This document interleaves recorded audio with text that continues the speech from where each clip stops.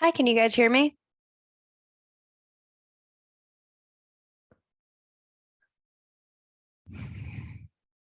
Okay, so I see a few can. Were you all able to hear me before? No, okay, so I'll just kind of do a little bit of a recap here. So I was just saying, my name is Vanessa Morales. I'm a qualitative and quantitative mentor here at Statistics Solutions, and today we will be talking about how to master your quantitative chapter. Before we get started, I just wanted to call your attention to our contact information here. We do provide full service dissertation consulting. So if you need assistance beyond the quantitative or results section, or if you need more one-on-one assistance, please feel free to reach out to us for additional support. I'll also drop my email address in the chat towards the end here, and you can feel free to reach out to me as well. So today we'll be reviewing the quantitative methodology chapter, which includes the components that I've listed here on the screen. We'll be talking about why this chapter is important and what components are needed for the chapter. And then at the end of the presentation, there will be an opportunity for a bit of a Q&A where you guys can come off mute and ask questions. Feel free to also use the chat or the Q&A feature or raise your hand if you'd like to call out or add anything during the presentation.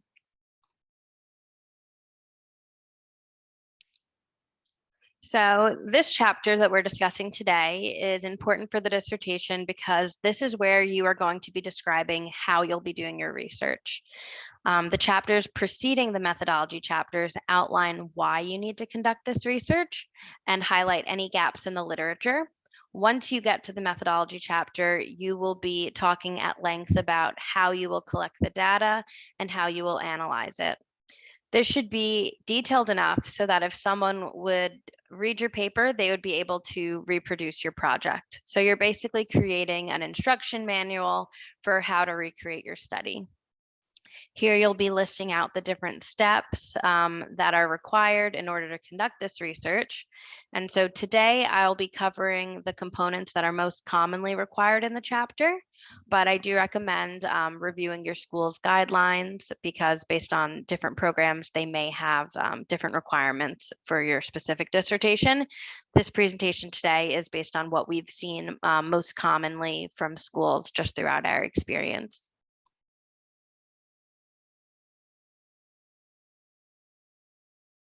So like most chapters of the dissertation, this chapter can begin with a short introduction where you orient your reader to the purpose of the study and your research questions.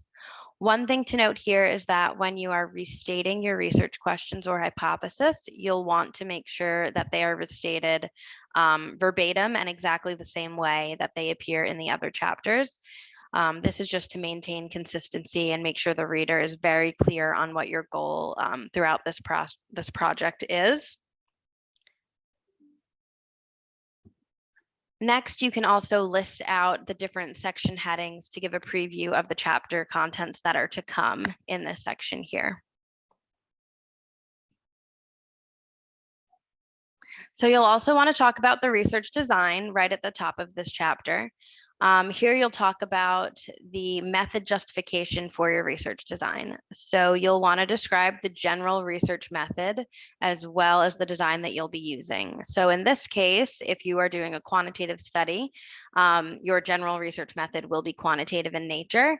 And then you'll go into what that specific design looks like within the quantitative framework. So for example, you might be using a correlational study or an experimental study. So to state the design you've selected and explain why you've selected that design, you would need to use some rationale. So if you are looking at a study that wants to examine relationships, you may want to explain why you used a correlational study instead of instead of an experimental study.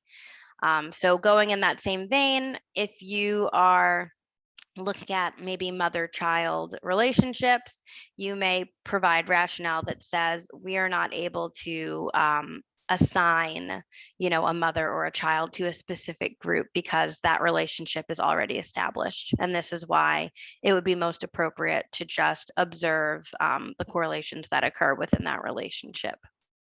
Another rationale you might use is you can't manipulate the independent variable. So maybe you are looking at studying something in that same vein, like smoking status, and you can't assign for any individual to smoke. So in that case, you can't add them or manipulate that variable of interest.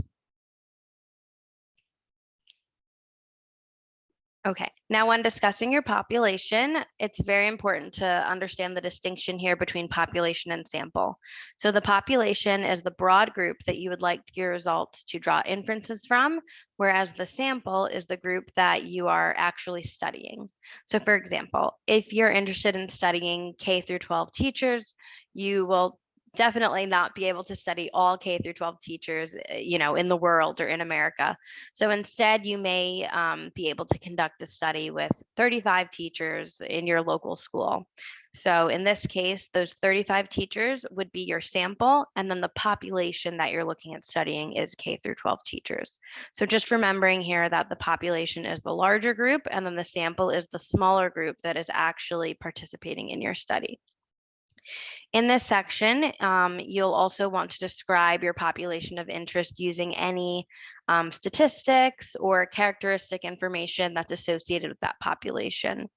You'll also want to provide an estimate for how many individuals are in that population. And one way that you can do this is by using different organizations like the Bureau of Labor Statistics or any population-specific databases that collect this type of information. You also may want to include the demographic breakdown, racial, age, these types of variables so that we can really understand the population that you're studying.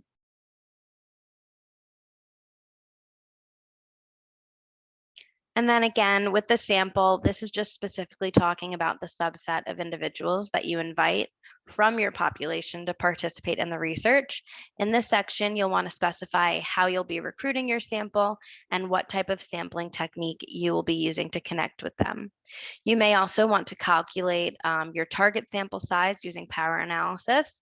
We do provide sessions that are specifically geared towards power analysis, so I won't get too much into that today, but feel free to check out our webinar schedule and join us for another more detailed explanation of power analysis in the future if you're interested.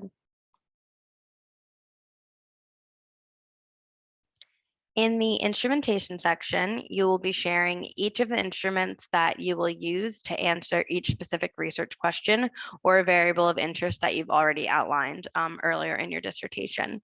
So here you'll need to describe each one in relation to that research question and also describe the response options for that instrument. So for example, if you're using a survey that uses a Likert scale, you will want to talk about what each response option means. So does one mean that they are not interested, or does one mean that they're very interested, and really just outline what that scale looks like and how it will be interpreted throughout your paper. This goes as well, if you're going to be taking maybe a sum of the responses or making a composite score to indicate something else. So here you'll just want to be very clear on how you will be interpreting the survey responses if you're using a survey. If you are doing more biomedical research, your instrumentation might look more like collecting vital signs or height and weight. So there you'll just want to provide some references for your instrumentation to show that they are valid and reliable for what you're hoping to get out in your study. And these elements, looking at the validity and reliability, can also be identified in your literature search, whether you're using validated questionnaires that already exist, or whether you might be looking at using Z-BMI versus BMI. During your literature search, you can just identify some citations of where this has been used in the past, where they've been established, how these measures started, and that will just bolster this section to really let the reader know that you're studying, what you're using to study your outcomes is very clearly validated. So going with this theme of really using your chapter here as an instruction manual, in your data collection section, you want to be very detailed. Someone should be able to really read this paper and just follow each step that you have outlined to conduct the same exact project. So here you will describe step by step how your data is collected, all the way from that initial step of gaining IRB approval through when the data is collected and ready to be analyzed. So here you'll be giving an in-depth view of the modality that the survey was conducted, whether it was in person or online, how your participants were consented. So maybe they had an online survey and you had a consent page on the first page, that first page of the survey, or maybe you collected your survey data in a classroom and you read the consent out loud, or whatever process you're doing here, you'll just want to be very clear on that. Here you'll also talk about how each instrument will be administered. So if you are using multiple survey instruments, here you'll want to talk about the order in which that they're given. If you're doing something with repeated measures and maybe at different time points, like maybe you give a survey on Monday before they take the exam, and then again Friday after an exam is taken. If you're trying to look at performance, you'll want to describe what those time points are and make it very clear how this is being conducted. If you are doing a project that requires secondary data analysis, this will look a little bit different. So rather than describing how you administered your survey or how you consented participants, you'll want to talk about how you went about accessing archival data. So that may be through submitting requests to access data, just talking about what organization you're accessing from, and maybe getting into a little bit of the method of what those past researchers did to collect their data. So next, in your data analysis plan, you will describe how you will be saving this data, how you will be cleaning it, and of course, how you'll be analyzing it. So you'll want to talk about the software that you'll be using. There's a variety of softwares that you can use, and if anybody has questions at the end, we can kind of go through those. But one example here that's on the screen is SPSS. I've known people to also use SAS, M+. There's a lot of options. So here you'll want to talk about what software you're using, and also the process of cleaning data. So if you have any missing data or any questions where respondents simply left blank, how will you be dealing with that? How will you be making up that composite score if you're using one? So here, just describing what you did with that. And then you'll also want to discuss any descriptive statistics that you'll be conducting. So typically, to get your first demographic table, you'll want to conduct descriptives to determine what did this population look like? What was the racial breakdown? What was the age breakdown? So here you'll describe that. And then you'll also want to talk about the analysis that you're doing for your specific research question. So in doing that, you will need to describe the assumptions for whatever test you intend to use. So if you're using a t-test, some assumptions that need to be met are normality and homogeneity of variance. So here you'll want to make sure you're describing that, and also describing how you're testing those assumptions. So how are you sure that a t-test is appropriate to use? What did you do to verify that? And also, if it's not met, why are you proceeding? What steps are you taking to ensure that this test is still a valid test to use? And then you may also want to explain why you're not using a different test. So if you are using a t-test, in that same line that you're explaining why it's most valid, you can be explaining why a different test is not appropriate for this type of study. So next, you'll want to discuss the limitations of your study. So here you will be thinking about, how is this data collected, and what may have gone on during data collection that could have resulted in some bias in results, or any hurdles that you may have jumped. So very common now, a lot of people will cite COVID-19 as a potential limitation, whether that affected their sample size or affected their ability to meet in person with participants. Here is where you'll want to discuss that. One thing that's also really important to note is that if you are collecting survey data or just interacting with participants, really ensuring with the participants that their responses are confidential, if that's appropriate for your study. This helps mitigate some bias and ensuring that participants can feel that they can, share their truest responses with you as a researcher. So next, many universities will ask you to discuss the ethical considerations in your study. The three main principles identified in the Belmont report are beneficence, justice, and respect for persons. Usually, these are the three that you will be tasked with discussing. So here you'll want to talk about how you are upholding these three principles in your study. And then here you also may want to discuss that IRB approval process through your institution, and also the data storage process. So if you are working on a team to collect your data, maybe you have like a research assistant or an undergraduate student helping you out, just making clear, who has access to the data, how are they accessing it? Is it password protected? Is it in, an encrypted file? How is that being done? And then also, what are you going to be doing with the data once it's completed, once you've completed your study? Whether it's you're destroying it or you're de-identifying it, just being very clear on the process that you're going to be taking to ensure that you're protecting your participants' confidentiality. And here you'll also want to discuss the risks to participants. So depending on what your research question is, do they face any risks? Is it something that maybe they don't face any direct risks, but it may make them uncomfortable? How are you going to mitigate those feelings on behalf of the participant to ensure that your research or your project is a safe environment for them? So that is the end of our presentation today. I will open the Q&A here to see. Okay, Jane, I see that you asked, does archival data involve a lot of classroom time? Where are good places to find this data? I'm going to unmute you to see what you mean by a lot of classroom time. 1 minute here.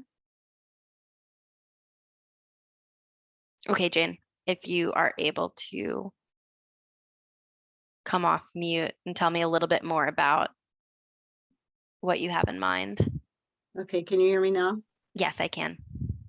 No, my question is, if I were to look at archival data, would that mean that I wouldn't have to include classroom teachers as often? And if so, how would they be included in that obtaining data?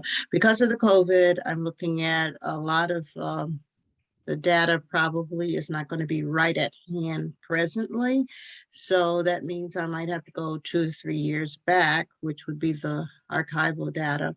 And in order to acquire that, in testing my research, would I need to include some classroom time, or I'm not certain about that. Yeah, so it sounds like you really wouldn't. Basically, if you're doing a secondary analysis, you can really just rely on the data that you have. You wouldn't necessarily need to interact with teachers or collect more unless you're wanting to like supplement what you find in the archival data with maybe a more qualitative measure from teachers through discussions. And I saw that you asked also about where you may be able to access this type of data. There's a lot of different databases, whether it be like NHANES. I know the CDC has a lot of data, and there are some education-based databases that you would be able to pull from. Okay. Thank you very much. Yeah, no problem. Oh my goodness. The other question just escaped me when I was like, oh, I'm going to ask her that. I'll type it in the chat. Go ahead. Thank you. Okay. Okay, let's see what else we've got going on.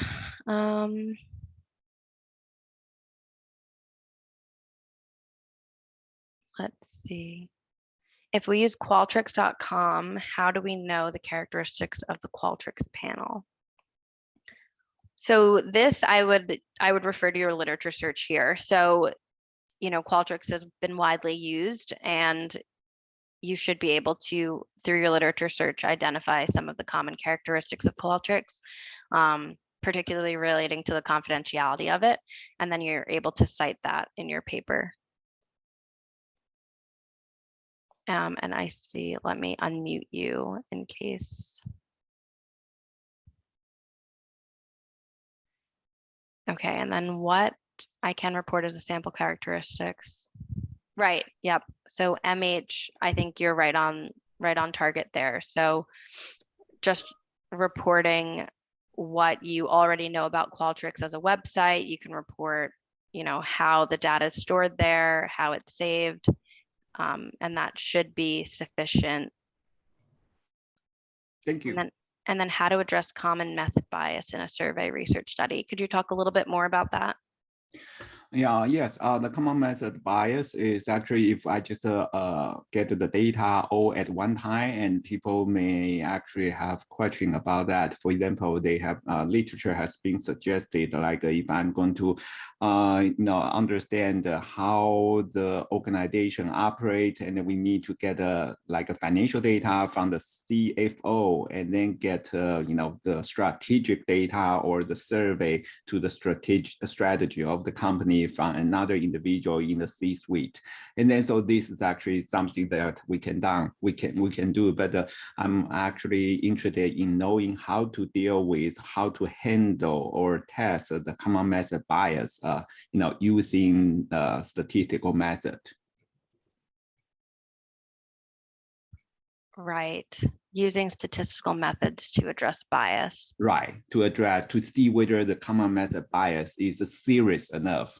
And the literature suggests that the common method bias will be there if we only, collect the data from one individual, and we just want to see how serious the common method bias is in the data we collected. Right. So one way to do this is, of course, to use like randomization to control for those confounding factors. And then once you're getting into your analysis, you can use some methods to adjust your results, right? So that there's less bias in there. But this may be a more one-on-one question. I think it would be helpful to hear a little bit more about your study.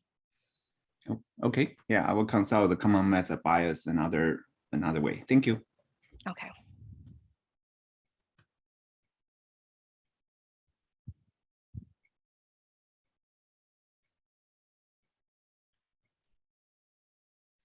Regarding specific methodology questions, it's a safer bet to not address these without reading your actual study.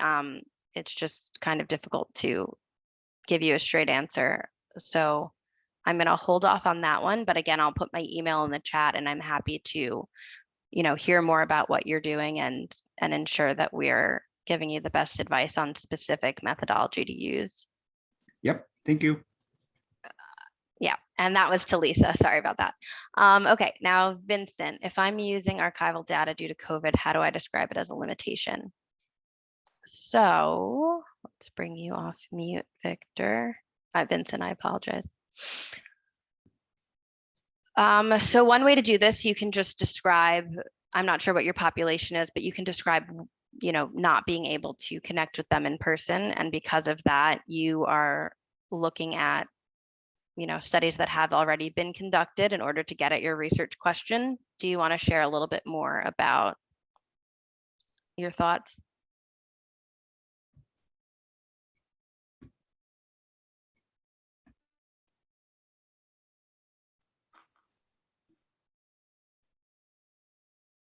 Vincent?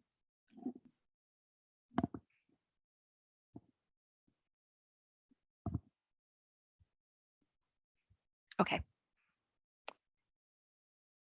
Okay, no worries. But that is what I would say, just, providing rationale for why you needed to use the archival data. So just saying, very obvious here, we're dealing with a global pandemic.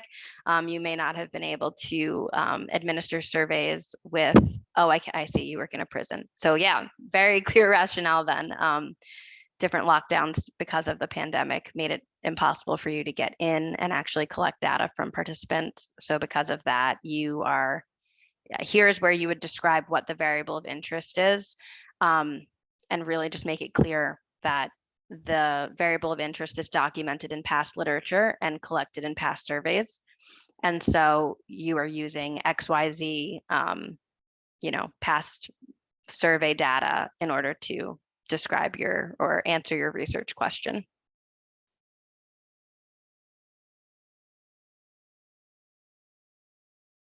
Okay, and then Anna, I am going to put my email in the chat and kind of give you the same answer that I shared with Lisa, just for those specific questions on exactly what method to use. It is a little easier if I can hear more about your study in detail before providing guidance on that.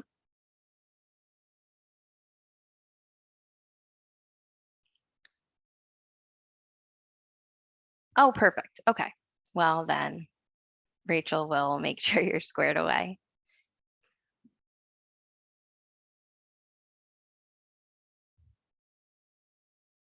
Okay. Oh, yes, Vincent, I just sent you articles actually. So I'll put my email in here if you have any questions.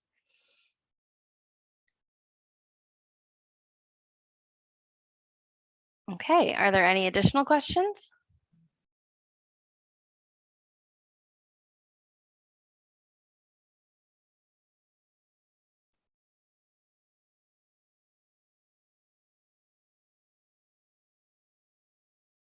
No more questions. Okay, again, please feel free to reach out to us. We are happy to help. And I know that this process that you're all going through, particularly during a pandemic, can be extremely stressful. So just know that, you don't have to go through it alone. And I'll put my email in the chat now.